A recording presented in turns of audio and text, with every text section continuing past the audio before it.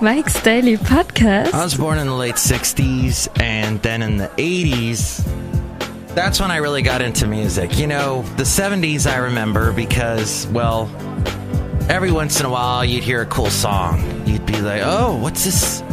What's this song? What's this? And you'd be like, oh, that's... Because I had some friends, but I really got exposed to crap music in the 70s. Mike's Daily Podcast. I get so upset when I talk about this.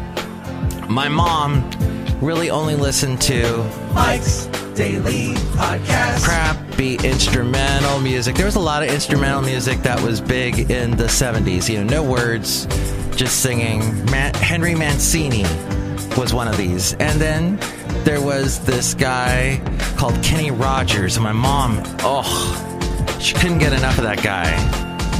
And most people today, you say Kenny Rogers, they go, fried chicken? And so... Mike's Daily Podcast. So much for that. I wasn't raised on Led Zeppelin. I wasn't raised on Pink Floyd. Mike's or the Beatles. Daily. My mom had no Beatles records. Podcast. She had Simon and Garfunkel. Yeah! So the exposure to music... Oh, my dad was... he had Irish folk songs. It's the Dubliners and the Dublin 5 with the Dublins. It was... I got no good music exposure as a kid. Then in the 80s, I remember my cousin was visiting from Germany. And she said, you know, guys that like music are much more fun than other guys. And I thought, I need all the help I can get because I'm attracted to my cousin. No, it wasn't that. She called my mom the other day for my mom's birthday, and she was just tickled. She got a call from her brother. Both these people are in Germany, her brother and my cousin.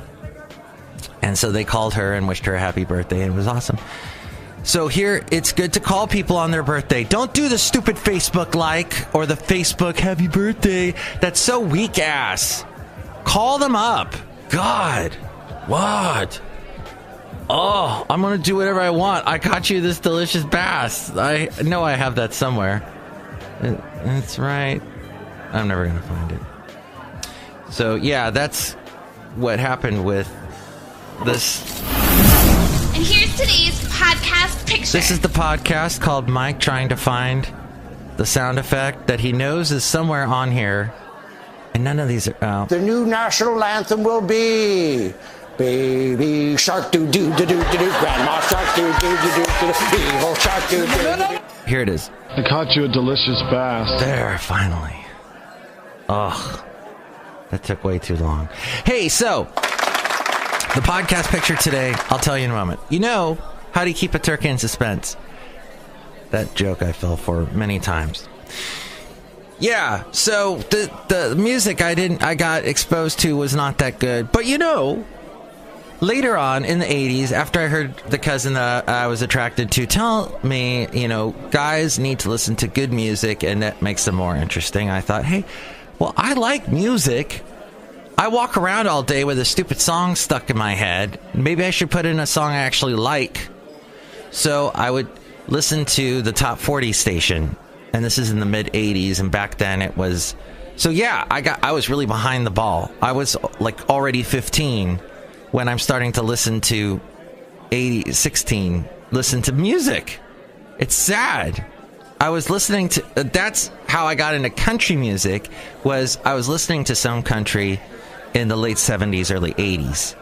So then we get into the 70s, I don't know what decade I'm in. But from the mid 80s on is when I was into music. So that's when I started to really, and then all music, even when it comes out now, I'm interested in it.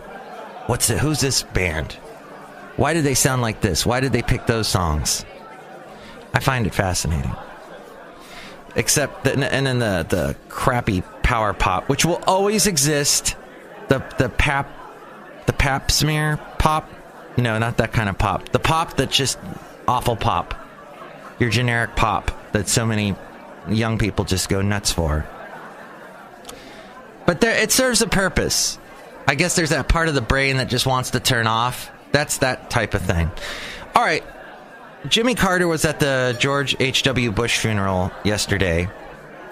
And that blows my mind because this guy was president back in the late 70s.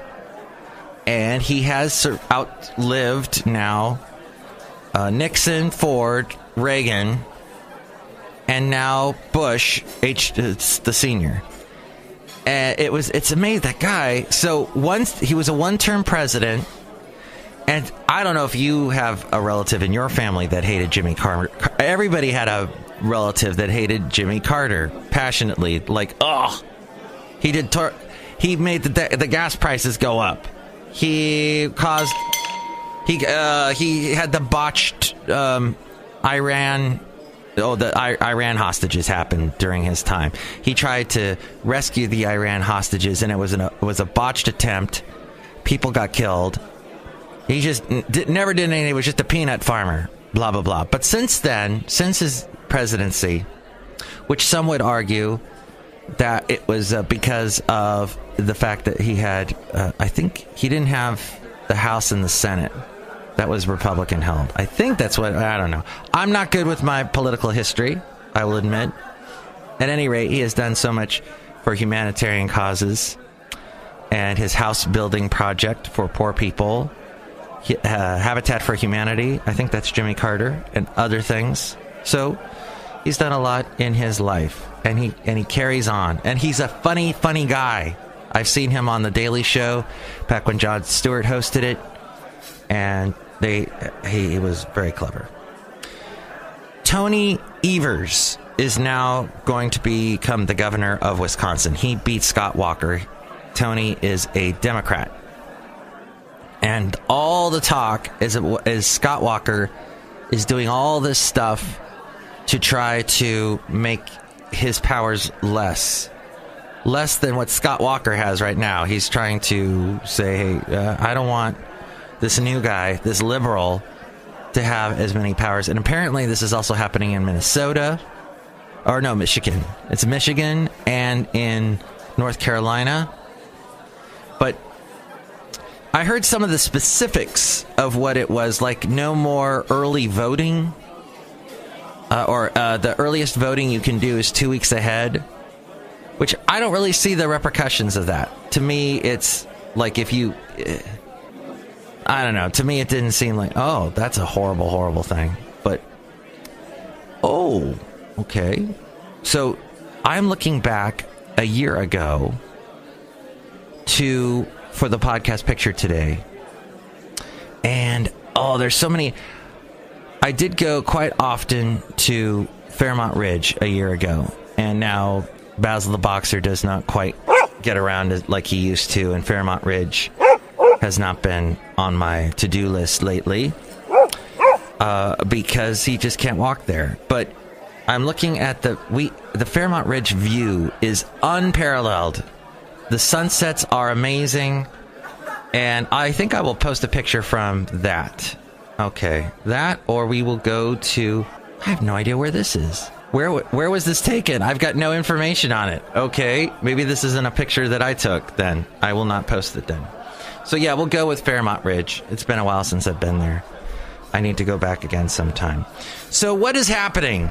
Are the Republicans saying, as we go outside a Café Anyway, we're bringing Mike's Daily Podcast somewhere in Podcaster Valley. And this, by the way, is episode 1759, 1759. Sorry, it's all over the place today.